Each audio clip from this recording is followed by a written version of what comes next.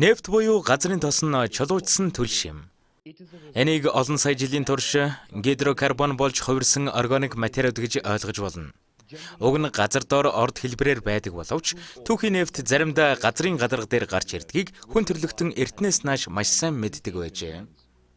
Дэлхийд даяар нефтийг барилгын чигжээс материал хийхэд болон эмнэлгийн зориулалтаар ашигладаг байлаа. Нэлээд хожуу буюу 19-р зуунд л нефтийн хэрэглээ огцом өсч эхэлсэн байна. Орчин үеийн нефтийн эрен. Европ болон Хойд Америкт аж үйлдвэрийн хувьсгал гарснаар ихэвчлэн нүүрснээс гаргаж авдаг байсан эрчим хүчний хэрэглээ хурдцтай өсч эхэлсэн байна. Нефтийг дэлхийд даяараа сонирхож эхэлцгээс юм. Оросын хаант улсаас эхлээд Европ, Хойд Америкт анхны орчин үеийн өрөмдлгүүдийг хийж эхэлжээ. Америк нэгдсэн улсад тэрийг хар алтны оргил үе гэдэг бөгөөд Америк дэлхийн хамгийн том нефт олборлагч орн болжээ. Хамгийн эхлээд халимны тосоор асаадаг байсан дэнлүүнд нефтийг ашиглаж эхэлсэн юм. Нефт нь нүүрснээс илчлэг өндөртэй бөгөөд хийг бодвол зөөхөд хялбар байжээ.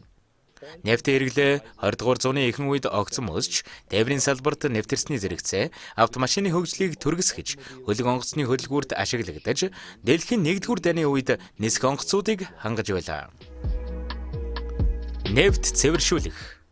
Түүхийн нефтийг гаргаж авсны дараа нэрх байгууламжид нэрж шаардлагатай гидрокарбонуудыг салгаж авдаг.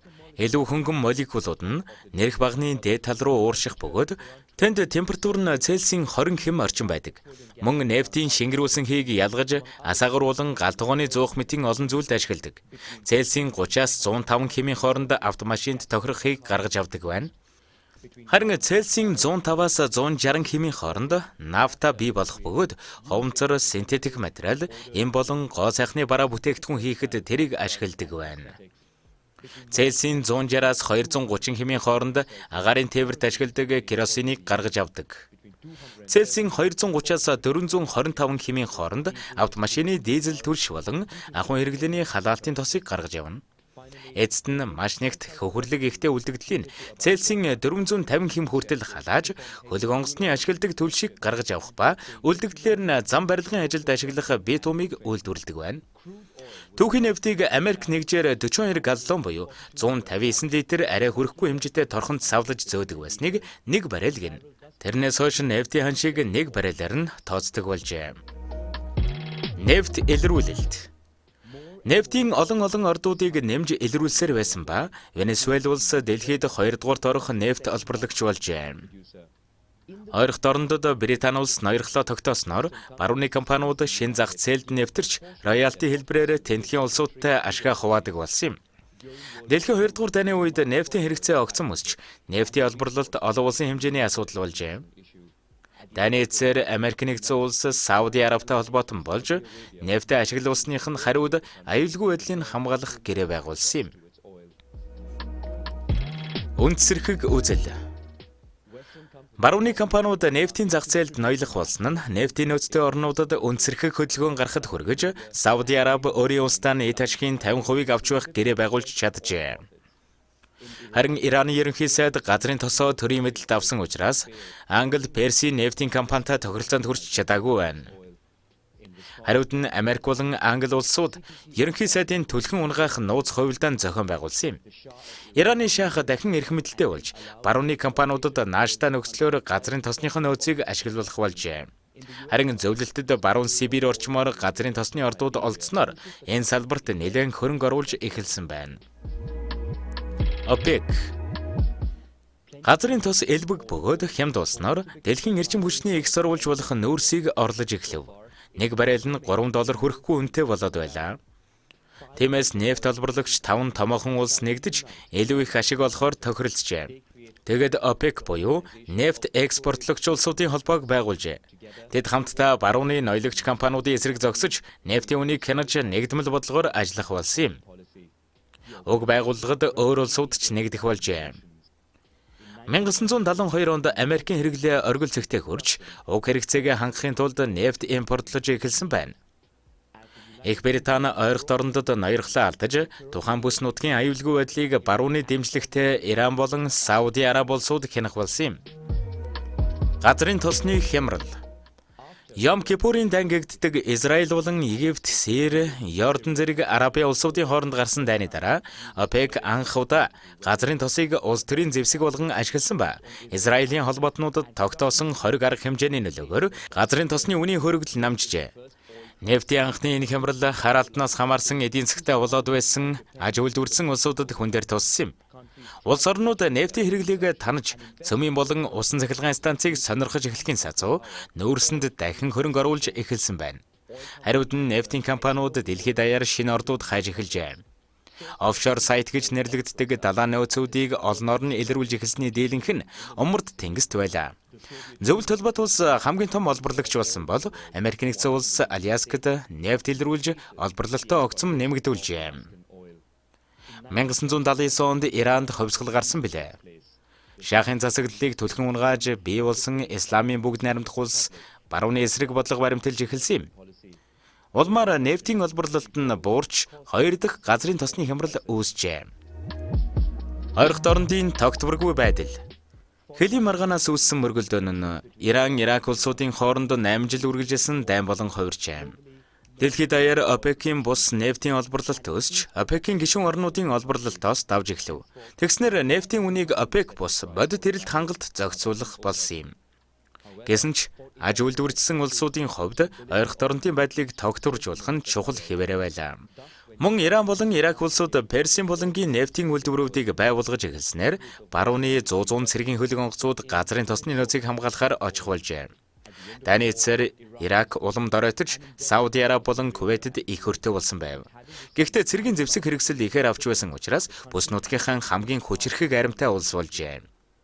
Ирак улс тэрийг ашиглан хэлийн маргааныг далимдуулан Кувейтийг эзлэн авсан юм. Тиймээс нэгдсэн үндэсний байгууллага Америк тэргүүтэй холбоотны хүчийг байгуулж Иракийн армийн төрөмгийллийг зогсоох ажиллагаа явуулжээ. Нэгдсэн улсын оролцоо. Энэ удаа нэгдсэн улс тухайн бүс нутагт байнгын хяналтаа тогтоохын тулд цэргийн баазууд байгуулж Персийн булангийн улсуудыг хамгаалах гэрээ байгуулж эхэлжээ. Мөн Иран болон Ирак улсуудын эсрэг олон 20 арга хэмжээ авч тэднийг дайсагнагч улсууд хэмээн зарласан юм. Сауди Арабч гэсэн дахин нефтийн гол экспортлогч болохыг хүсэж байлаа. Энэ улс дэлхийд хамгийн их нефтийн нөөцтэй улс бөгөөд түүхий нефтийн олборлолтоороо дэлхийд тэргүүлсээр байв. Оросд ч гэсэн нефтийн салбарт шинэ хөрөнгө оруулалт эхэлжээ.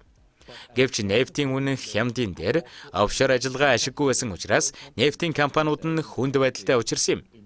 1998 онд тэд хоорондоо нэгдэж хүчээ зузаатгаж эхлэв.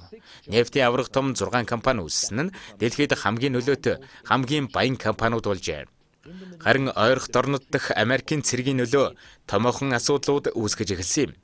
Нэг талаар далайн радикал үзэлтнүүд Израилийн холбоотныг нутагтаа байлгах дургүй байлаа. Нөгөө талаар зарим улсууд Иранд тогтоосон 20 арга хэмжээг дэндүү хатуудсан гэж үзэх болов.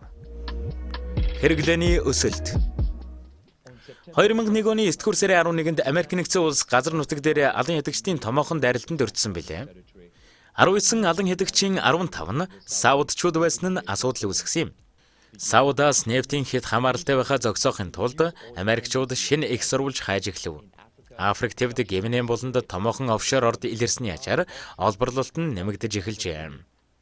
Харин ойролт орнодод нэгдсэн улс үе олноор хөнөөх зэвсгийг устгах дайн зарлаж Иракийг цэргийн хүчээр эзлэн авчээ. Хэдэн жилийн дараа Иракийн нефт дахин олон улсын зах зээлд гарч эхэлсэн юм. Харин Иран улс зах зээлээ Хятад, Энэтхэг мэтийн Азийн хүчирхэг гүрнүүдэд нээлттэй болгож эхэлжээ. Тэднийг нефтээр хангах болсноор эдийн засаг нь сэргсэн байна. Шинээр хөгжиж байгаа улсууд ихээхэн ашиг олж эхлэв. Түүнчлэн Wall Street-ийн судлаач нар хараалтны үнэ ирээдүйд улам өснө гэж үзэж байлаа. Гэвч 2000 оны санхүүгийн хямрал нефтийн үнийг шалдаа буудлан унагсан юм. Тэрнээс хойших жилүүдэд Венесуэл улс дэлхийн хамгийн том нефтийн нөөцийг илрүүлснээр зарлаж Сауди Арабын өмнө гიშгэх болов. Шинэ нөөцүүд. Дэлхийд нефтийн хэрэгцээ нэмэгдснээр үнэ нь дахиад л өслөө. Сорвуулах болон боловсруулахад хүндрэлтэй ч гэсэн уламжлалт бус аргаар нефть олборлох нь илүү ашигтай болж хувирчээ. Тиймээс Канада болон Венесуэлийн компаниуд элсэн дэх нефтийн томоохон ордуудыг нээн ашиглаж эхэлсэн байна. Газрын гадаргад ойрхон зузаан хар тосон давхаргаас нефтийг гаргахын тулд ойг устгадаг болжээ. Ингэснээр бохирдол их гаргадаг зардал өндөртэй аргуудыг ашиглах болсон байна. Офшор ордууд дэлхийн хэрэгцээний 30%-ийг хангадаг ба нефтийн компаниуд илүү гүн ордуудыг олохоор хичээх болов. Мексикийн буланд дэлхийн хамгийн гүн өрөмдлөг хийх төсөл бүтлгүүтэж түүхэнд хамгийн их нефтийг усанд алдсан осол гарч байсан билээ. Америк нэгдсэн улсад илүү боловсронгуй технологи нэвтрүүлснээр асар их нөөцтэй зан нарын тосыг олборлон төрөл бүрийн шатхуун үйлдвэрлэх болсон юм. Энэ тос янз бүрийн хатуу чулуулгийн давхаргууд дунд оршдог.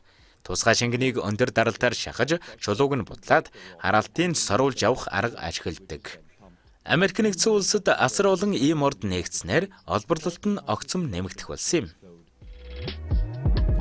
Үнийн дайн. Дэлхийн хамгийн их нефт хэрэглэгч нь хамгийн том олборлагч болсонд саудчууд мэдээж дургүй байлаа. Тэгээд Сауди Араб нефтийн үнэ буулгаж, уламжлалт бус нефтийг ашиггүй болгохыг хүсч байв. Тэгэхин тулд Сауди Араб ОПЕК-ийг ятгах нийлүүлэлтэд эрс өсгсөн юм. Нефтийн үнэ унаж эхэлснээр нефт олборлолт зарим үед ямар ч ашиггүй бизнес болон хувирсан билээ. Гэвч Америкийн нефтийн салбар эсэргүүцэж олборлолтоо нэмэгдүүлсээр байлаа. Бохирдол. Нефт элбэг бөгөөд хямд болсноор дэлхийн хэрэглээ нэмэгдэж өдөрт 100 сая баррелаар хэмжигдэх болсон билээ. Бүх нефтийн 3/2-ыг хэрэглэдэг тээврийн салбар нөөц төрөгчийн давхар эслийн гол үйлдвэрлэгч. Далайн тээвэрт хамгийн хортой түлш ашигладаг хөлөг онгоцууд нээслийн түлшнээс 3500 дахин их хөхрийн хий ялгаруулснаар агаарыг ихээр бохирдуулж байна. Америк болон Европын орнууд хүнд түлш ашиглахыг хориглосон тодорхой бүсүүдийг тогтоогоод байна. Орчин үеийн нефтийн эрний эхнээс эхлэн асгарсан нефт ихээхэн хохирол учруулсан бөгөөд 60 жил нефт алдагдсны улмаас хамгийн их бохирдсон Нигерийн болон одоо болтол хэнч тоохгүй байсаар л байна. ОПЕК нэмэх нь. Сауди Араб газрын тосны бодлогоо өөрчилснөөр сүүлийн жилүүдэд ихээхэн төсвийн алдагдлалд ороод байгаа юм. ОПЕК-ийн гишүүн орнууд нефтийн үнийг өсгөхийн тулд бусад олборлагч орнуудтай хамтрахаас өөр аргагүйд хүрчээ. Дэлхийн 2 дахь томоохон экспортлогч Орос ч энэнд багтаж байна. Харин Америк нэгдсэн улс эсрэгээрээ эдийн засгаа өсгөхийн тулд нефтийн олборлолтоо нэмэгдүүлж үнийг буулгах бодлого баримталдаг. Эцэст нь Америк дэлхийн хамгийн том нефт олборлагч орн болжээ. Ирээдүй. Цаг үеийн өөрчлөлтийн эсрэг олон улсын холбооны мэргэжилтнүүд дэлхийн долларлыг бууруулахын тулд хөлөмжийн хий ялгаруулахаа багасгахыг анхааруулж байгаач бид дахиад 50 жил энэ чигээрээ олборлолт хийхэд хүрэлцэх нөөцүүдийг илрүүлээд байна. Сауди Арабч одоо нефтийн эрний дараах эрчим хүчний олон салбарт хөрөнгө оруулалт хийхэд зарлаад байна. Нефтийн худалдааг нь хязгаарлахын тулд Америкаас тавьсан хориг арга хэмжээний улмаас дэлхийн нефтийн 3 дахь их нөөцийг эзэмшдэг Иран улс 2018 оноос хойш хүнд байдалд оржээ. Венесуэл улсад нефтийн үнийн уналт хүндээр туссан бөгөөд асар их нөөцөөсөө энэ улс хязгаарч ашиг олж байгаагүй юм. Улс төрийн тогтворгүй байдал нь тэдний экспортод сөргөөр нөлөөлсөн нь Хятад болон Орос улсуудад ашигтай байдал үүсгэсэн юм. Гэсэн ч нефтийн компаниудын бизнес дэлхийн хамгийн хүчирхэг хэвээр байсаар байна. 2017 онд тэдний 5 нь дэлхийн хамгийн өндөр үнэлгээтэй 10 компани жигсаалтанд багтжээ. Олон улсын далайн байгууллага 2020 он гэхэд хөлөг онгоцудаас ялгаруулдаг хөхрийн хортгийг эрс бууруулах зорилго тавин ажиллаж байна. Тэгснээр энэ салбарт хүнд хэлбэрийн түлшнээс татгалзаж, өөр төрлийн түлшийг төлхөө хэрэглэх ёстой болох ба тийм түлшний хэрэглээ болон үнэ нь өсөх болно. Хэрвээ нефтийн үн өсвөл уламжлалт бус түлшний эрэлт хэрэгцээ дахин нэмэгдэх нь ойлгомжтой юм. Ялангуяа хамгийн их орд оршдог Арктикийн бүс нутаг олборлолтод ихээр өртөх болно. Бас туйлын мөс хайлж байгаа учраас газрын тосоор баян шинэ газруудыг нээх боломж бүрдэх нь тодорхой болоод байна.